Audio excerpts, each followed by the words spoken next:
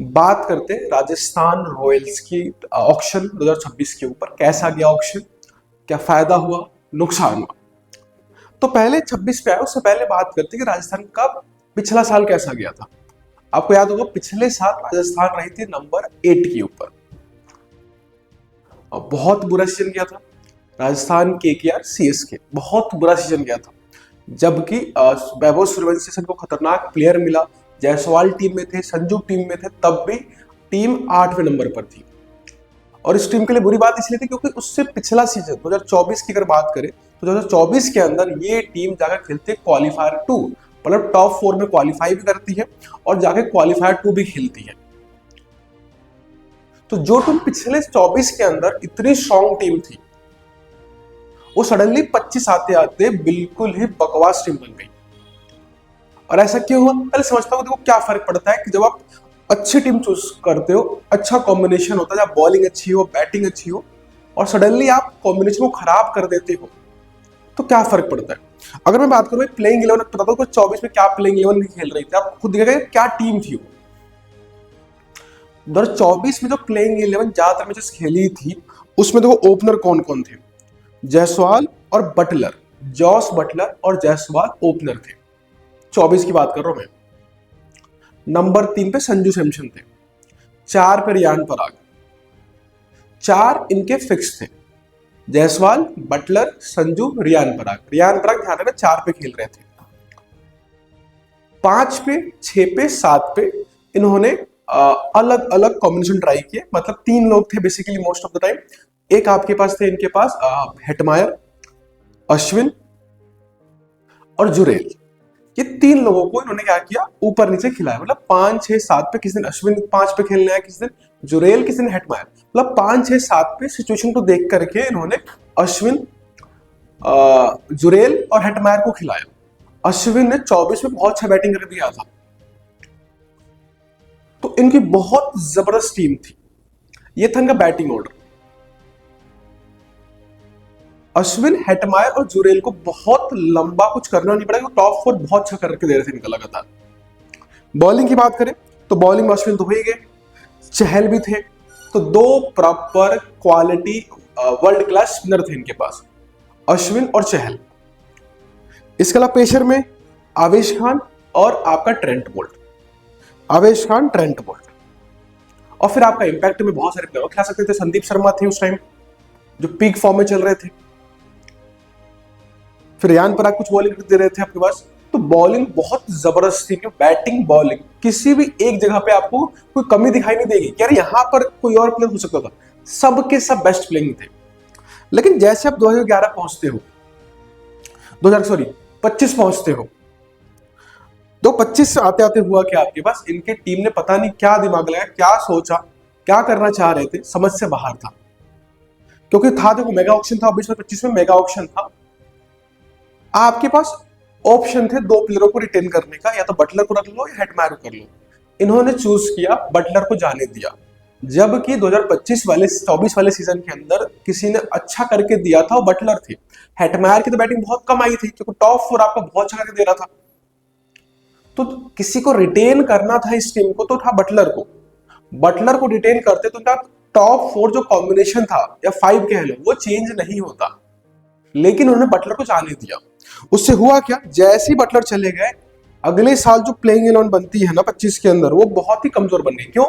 क्योंकि आपके ओपनर कौन हो गए अब, जायसवाल, ओपनर जायसवाल हो गए और संजू हो गए।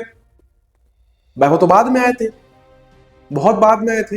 तो स्टार्टिंग के फेज के अंदर इनके पास ओपनर हो गए आपके पास जायसवाल और संजू, जबकि संजू का उससे पिछला सीजन जो था वो नंबर 3 पे अच्छा खेल दिया था उन्होंने। तो हुआ क्या, जायसवाल ओपनर, संजू ओपनर, और नंबर 3 पे आ गया रियान पराग, जबकि रियान पराग का बेस्ट जो आया था वो नंबर 4 पर आया था। तो इन्होंने बेवकूफी ये करी कि 2 प्लेयर जिनका अच्छा खासा सीजन गया था, एक का नंबर 3 पे गया था और एक का नंबर 4 पे गया था, लेकिन उन्होंने इन दोनों के ही कॉम्बिनेशन को चेंज कर दिया, पोजीशन चेंज करके रख दी। एक नंबर ओपनिंग करने आ रहा है, एक नंबर 3 खेलने आ रहा है। जैसे इनकी पोजीशन चेंज होती है, इनकी क्वालिटी भी खराब हो जाती है, उतना इफेक्टिव रह नहीं गए। ना संजू के बहुत रन बने, चोटिल भी लग हो गई उनकी, और फिर रियान पराग का भी उतना खतरनाक सीजन गया नहीं वाला, क्योंकि अपने पोजीशन चेंज कर दी। जो काम ये करके दे रहे थे आपने उसे करवाया ही नहीं। अब हुआ क्या, फिर नंबर 4 पे कौन खेल रहा था आपके पास, किस दिन राणा खेल ले, कभी कोई और खेल रहा है, फिर आपके पास थे जुरेल थे, फिर हेटमायर थे, और फिर आपका फिनिशिंग में कुछ था ही नहीं। फिनिशिंग में शिवम दुबे खेल रहे हैं, कभी हसरंगा खेल रहे हैं। तो जो बैटिंग लाइनअप बहुत स्ट्रांग थी वो सडनली क्या करती है, कोलैप्स कर जाती है इस सीजन के अंदर। बाद में थोड़ी सी इंप्रूवमेंट हुई जब कौन आया आपकी टीम में खेलने के लिए आगे, वैभव सूर्यवंशी आते हैं, वो भी आए थे संजू की जगह। बाद में संजू नंबर 3 खेले एक मैच के लिए, बट तो चल नहीं पाया कॉम्बिनेशन कुछ खास। बॉलिंग देख लो, बॉलिंग में बचा ही नहीं कोई, एक संदीप शर्मा बच गए थे आपके पास, इसके अलावा मनीषा तिक्षाना रह गए, तुषार देशपांडे हो गए, फिर आपके पास कौन थे, आकाश मडवाल रह गए, जोफ्रा रह गए। पिछले साल बॉलिंग में ट्रेंट बोल्ट थे इनके पास, अब कौन है main bowler, Jofra. Spinner Ashwin Chahal, अब मनीषा तिक्षाना रह गए। इन्होंने पूरी बॉलिंग की गोभी खोद के रख दी। कुछ टीमों को गलत फहमी जाती है कि भाई उनकी बैटिंग जितवा के दे रही है, जबकि बात ये होती है कि जब तक आपके पास एक रिलायबल 5 अच्छे बॉलर नहीं होंगे आप जीत ही नहीं सकते। इन्होंने देखा ही नहीं कि इनकी बॉलिंग बहुत स्ट्रांग थी, लेकिन बॉलिंग को इन्होंने रिटेन नहीं किया। जो बड़ी टीमें होती है आपको, जैसे देखो सीएसके देख लो आपके पास, या फिर आप देखो मुंबई को देखो, केकेआर को देखो, पहले वाली बात करो केकेआर की, इन टीमों ने जब जीते ना, अच्छा खेला, उस टीम को लगातार 10 साल तक रिटेन करके रखा। उन्होंने कभी कुछ और लेकर नहीं आए। जब भी चाहते थे ऑक्शन में, मेगा ऑक्शन हो, कैसा भी ऑक्शन हो, कोशिश करते थे जो प्लेयर उनके लिए खेले उसी को वापस लेकर आए, क्योंकि जो प्लेयर आपके लिए कर चुके हैं, अपने कॉम्बिनेशन पता है उनको कहां पे खेला था, उनको वापस लाने में फायदा होता है। बट राजस्थान ने वो नहीं किया, 4 रिटेन किए, बाकी किसी को लेकर वापस आए ही नहीं, ना बॉलर्स में ना ही आपके बैटर्स के अंदर। और वही हुआ, टीम बहुत ज्यादा ही बुरी हालत चली, नंबर 8 पहुंचती है। एक आध में जब सूर्यवंशी निकल कर आए बाद में तो जितवा कर दिया, नहीं तो शुरू में बहुत बुरी हालत थी इनकी। तो दिक्कत क्या थी इनके पास, ओपनर तो ठीक हो गया, नंबर 3 की दिक्कत चल रही थी इनके पास, बॉलिंग पूरी खत्म थी। इसके अलावा क्योंकि आपके टॉप 4 की पोजीशन आपने चेंज कर दी, तो उससे हुआ क्या कि इनका जो फिनिशिंग वाला पार्ट था, जुरेल हेटमायर, वो कर नहीं पा रहे थे। ज्यादातर जो मैचेस हारे थे, दिखा साफ साफ कि बेसिकली आपका जुरेल हेटमायर बिल्कुल कुछ नहीं कर पा रहे। तो इनका पूरा फोकस इस बार क्या था कि पहले जुरेल और हेटमायर को कुछ लाकर और दो, ताकि वो थोड़ा अच्छा कर पाए, मतलब उनको और बैकअप लाके दो। तो पहला फोकस में ये था। दूसरा इनको पता था कि मनीषा तिक्षाना हो या जो बाकी स्पिनर इनके पास थे, वो उस लायक नहीं थे कि जाके जयपुर के पिच पे उतना अच्छा कुछ कर पाए, तो इन्होंने वहां पर कुछ लाने की कोशिश करी। तो 2 जगह पर इन्होंने काम किया। पहला काम किया इन्होंने अपने जो मिडल ऑर्डर है वहां ठीक करने की कोशिश करी है, और दूसरा इन्होंने बॉलिंग पर ध्यान देने की कोशिश करी है। तो सबसे पहले इन्होंने तो ऑक्शन से पहले ही ट्रेड किए, 2 ट्रेड बड़े किए। पहला संजू को जाने दिया था और उसके बदले सीएसके से लेकर आए जडेजा को और साथ में सैम करन को, दोनों ही आपके नीचे खेलने वाले बैटर्स जो 6-7 पर खेल सकते हैं। और दूसरा यह था जडेजा से स्पिनर भी आ रहे थे, तो 2 चीजें ये लेकर आए। और साथ में इन्होंने दिल्ली से ट्रेड किया, राणा को जाने दिया और राणा के बदले लेकर आए डेवन को, फेरेरा को लेकर आए। बेसिकली आपके पास वहां साउथ अफ्रीका के जो प्लेयर है दिल्ली में खेल, तो उनको लेकर आए। तो बेसिकली उन्होंने टॉप ऑर्डर के 2 बैटर्स को निकाला, संजू को, राणा को, और उनकी जगह जो प्लेयर्स लेकर आए हैं जो नीचे खेल सकते हैं, आपको 4, 5, 6, 7 कह सकते हो, वहां पर खेलने वाले प्लेयर पहले ट्रेड में करके ले आए। तो बेसिकली इन्होंने जो बैटिंग की प्रॉब्लम थी एक तरह से, सूर्यवंशी पहले आ चुके थे और 2-3 प्लेयर और ट्रेड में पहले ही लेकर आ गए, तो इनको ऑक्शन में अब बैटर बहुत सारे नहीं चाहिए थे। क्या चाहिए था, सिर्फ और सिर्फ पेस वाले प्लेयर। वही हुआ, जब ऑक्शन में ये लोग गए तो किसको लेकर आए तुम जानते हो, पहले लेकर आए बिश्नोई को, क्योंकि इन्होंने तिक्षाना को, हसरंगा को निकाला था, जडेजा पहले आ चुके थे। बिश्नोई एक बड़ा प्लेयर लेकर आए जो इनको सॉल्व करके दिखता है प्रॉब्लम को। फिर रवि सिंह को लेकर आए हैं, सुशांत मिश्रा को लेकर आए हैं, विघ्नेश पुथुर को लेकर, अगेन स्पिनर है जो पिछले साल मुंबई के लिए खेला, अच्छा खेला था।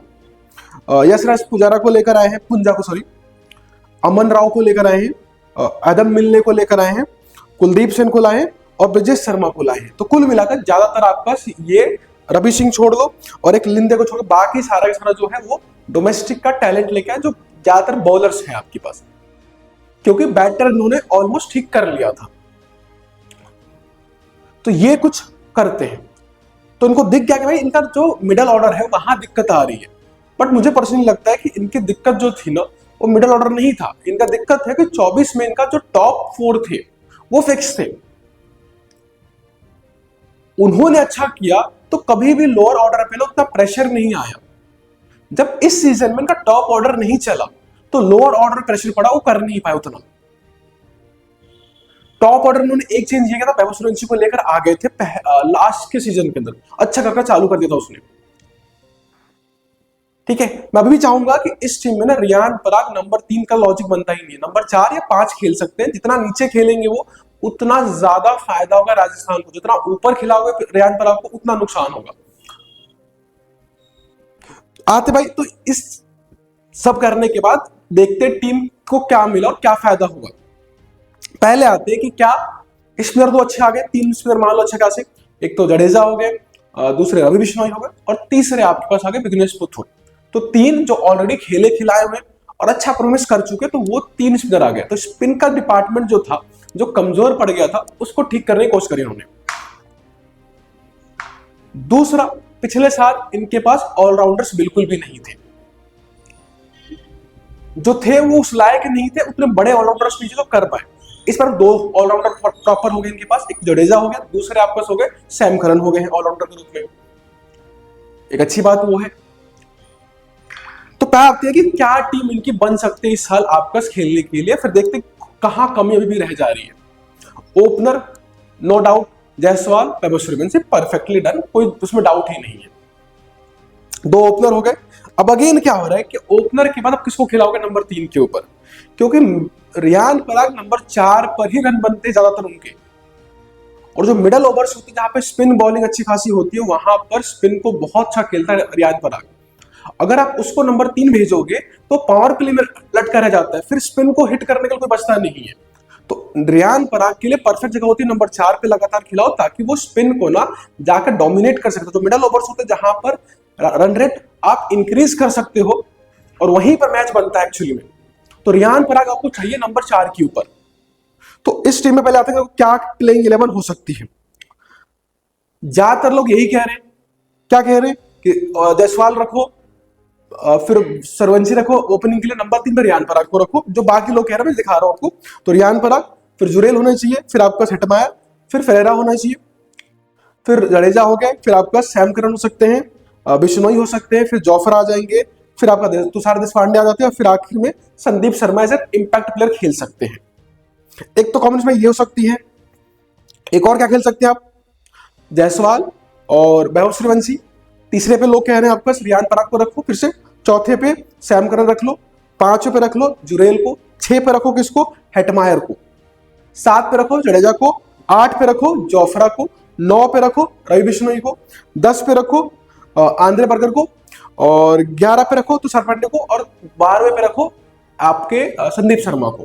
तो 2 डिफरेंट कॉम्बिनेशन लोग सजेस्ट कर रहे हैं, बट मेरा मानना दोनों ही कॉम्बिनेशन में जब तक रियान पराग नंबर 4 बैटिंग करने नहीं आएंगे तब तक ये टीम अच्छा नहीं कर पाएगी। तो इनके लिए दिक्कत क्या है कि नंबर 3 का बैटर उन्होंने लिया ही नहीं है। जो काम संजू करके दे रहे थे पिछले साल, तो नंबर 3 पे इनके पास अभी मेरे को टीम में कोई बड़ा प्लेयर दिखता नहीं है। या तो रियान पराग नंबर 3 पे बहुत ही घटिया डिसीजन होगा, फिर से टीम को दिक्कतें आएंगी। क्या नंबर 3 पे जुरेल को खिला सकते हैं, क्योंकि फिनिशिंग में पिछले साल उनका अच्छा नहीं गया था। या तो जुरेल नंबर 3 आ जाए, या फिर सैम करन को नंबर 3 भेजिए, या फिर डेवन फरेरा को नंबर 3 भेजना पड़ेगा आपको, क्योंकि इसके अलावा कोई बचता नहीं है जो नंबर 3 खेल सके।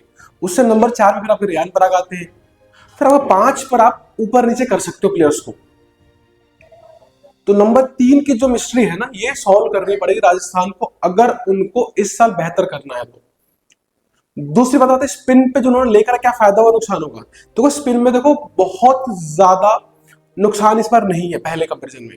जडेजा आए हैं, लेकिन जडेजा में थोड़ी सी दिक्कत मुझे ये लगती है, जडेजा का जो पिछला साल आईपीएल का था बहुत अच्छा नहीं गया है। अब वो उतना खतरनाक बॉलिंग नहीं कर पाते, विकेट टेकर वाली एबिलिटी जो थी पहले, रन रोक कर रखने वाली, दोनों नहीं कर पाते। तो जडेजा का ये देखना पड़ेगा क्या वो कर पाएंगे। बैटिंग में भी उतना खतरनाक नहीं है, रने बॉल खेल सकते हैं, लेकिन वो फिनिशर वाला काम करके नहीं देने वाले।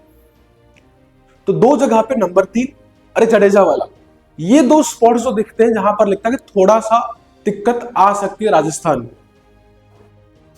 बाकी बॉलिंग इन्होंने इंप्रूव करी है, पेसर में जोफ्रा है, बट जोफ्रा के अलावा भी उनको कुछ और आंद्रे बर्गर है। अब किसको खिलाते, क्या दोनों को खिला सकते एक साथ, या कोई एक ही खेलेगा, वो इनको देखना पड़ेगा, क्योंकि बॉलिंग को इंप्रूव तो करना ही पड़ेगा इनको। बिश्नोई आ गए हैं, जडेजा आ गए हैं, लेकिन जोफ्रा के अलावा एक और ढंग का बॉलर इनको चाहिए टीम में। संदीप शर्मा पिछले साल बहुत अच्छा खेले, लेकिन अभी क्या वो कर पाएंगे? अगर उन्होंने कर दिया तो फिर रिक्वायरमेंट नहीं पड़ेगी, अगर नहीं कर पाएंगे तो फिर इनको बॉलर में किसी और को भी लेके आना पड़ेगा, या तो जोफ्रा को या आंद्रे बर्गर को, वफाका है, किसी दो को एक साथ खिलाना पड़ेगा, तब जाकर टीम अच्छा कर पाएगी। ठीक है भाई, तो मेरे हिसाब से ये टीम थी और ये चीजें थी जो कमियां थी ठीक करने की कोशिश करी है। बट नंबर 3 को इनको करना चाहिए ठीक, नंबर 3 ठीक नहीं कर पाया, बड़ी दिक्कत मुझे बस वो लगी है। बाकी टीम ठीक बनी है, नंबर 3 और जडेजा वाला इशू बनेगा इनके लिए। ठीक है भाई, अब आते तो कितने मार्क्स मिलते हैं इनको इस ऑक्शन के ऊपर। अगर बात करें ऑक्शन के ऊपर, इनके ऊपर, तो बैटिंग में नंबर 3 और जडेजा, दो इशू मुझे लगते हैं अभी भी परसिस्ट करेगी इस टीम के लिए। तो पूरे 10 नंबर तो नहीं मिलने वाले, आप दे सकते हो इनको 8 नंबर, उससे ऊपर तो नहीं दे सकते, क्योंकि अपना नंबर 3 का दिक्कत है बहुत बड़ा, क्यों नंबर 3 के चक्कर में ही पिछले साल में टीम पिली थी। दूसरा, अब तो बैटिंग ऑर्डर में 8 नंबर मिलेंगे 10 में से ऑक्शन अभी के हिसाब से जो इनका ऑर्डर दिख रहा है। आते अगर स्पिन बॉलिंग पे, तो स्पिन बॉलिंग पिछले साल से बहुत बेहतर हो गई है। पुथुर आ गए हैं, जडेजा आ गए हैं और आपका बिश्नोई आ गए हैं।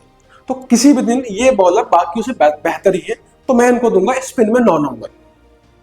10 इसलिए नहीं दे रहा क्योंकि जडेजा और आपका विघ्नेश पुथुर उतने खतरनाक हो पाएंगे मुश्किल लगता है, बट बिश्नोई संभाल लेंगे एंड को, तो स्पिन में आपके 9 नंबर मिल सकते हैं इनको आराम से। आखिरी में आता है पेस बॉलिंग। अब देखो पेस में दिक्कत ये है इनके पास कि कौन है आपके पास, आंद्रे बर्गर आ गए, संदीप शर्मा है, और लेके आप स्क्वाड में क्या क्या प्लेयर है इनके पास।